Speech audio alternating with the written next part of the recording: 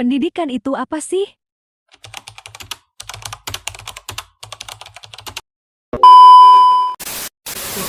Kakak, aku boleh wawancara nggak, Kak? Boleh. Di sini nama kakak siapa ya? Yuliana, Kelas berapa ya, Kak? kelas 12 IPA. Saya pengen wawancarain kakak tentang pendidikan. Oh, boleh.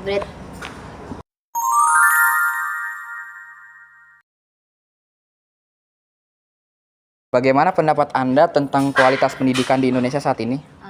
Menurut saya, pendidikan di Indonesia sudah cukup berkembang. Selain sudah cukup berkembang, pendidikan di Indonesia nih masih juga ada beberapa kendala, seperti kayak dispersi daerah, terus juga tentang fasilitasnya untuk pendidikan masih kurang, terus untuk tenaga kerja di Indonesia juga masih, menurut saya untuk itu masih kurang.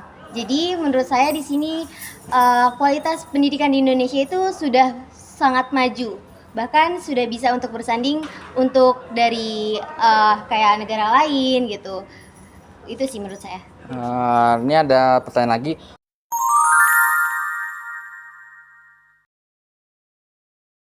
Apa pentingnya pendidikan dalam kehidupan? Pendidikan itu penting banget. Kenapa aku bilang penting?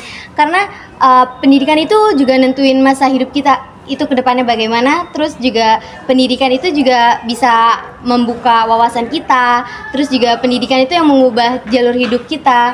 Terus dengan adanya pendidikan itu tuh bisa bikin kayak kita, oh dia ini anak berpendidikan gitu. Oh dia ini pandangannya luas gitu. Terus juga kalau misalnya pendidikan itu bisa dibilang tidak penting, itu salah. Kenapa? Karena pendidikan emang bisa mengubah cara pola pikir kita gitu. Udah segitu aja sih, Kak, untuk pertanyaannya. Terima kasih ya, Kak. Sama. Assalamualaikum Ibu. Waalaikumsalam. Ibu, saya boleh minta waktunya sebentar? Boleh. Saya mau wawancara Ibu tentang pendidikan. Oke, Sebelumnya pendidikan. nama Ibu siapa? Nama Ibu Rati Rahmayanti. Ibu mengajar IPA di SMP Trisoko Jakarta.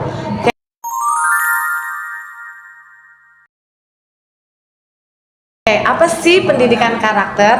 Pendidikan karakter dalam kurikulum Merdeka adalah suatu upaya pemerintah dan upaya dari sistem pendidikan di Indonesia ini untuk membentuk generasi murid yang memiliki karakter, baik karakter yang positif, kuat, dan berpendidikan yang berdasarkan dengan adab.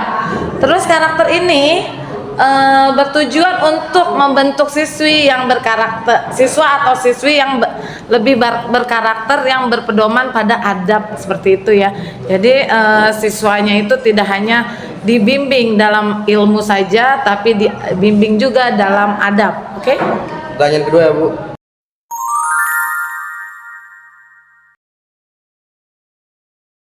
Gimana sih Ibu cara Ibu memandang siswa dalam teknologi dalam proses pembelajaran? Oke, dalam proses pembelajaran tidak kita pungkiri bahwa teknologi itu ada sisi positif dan sisi negatifnya.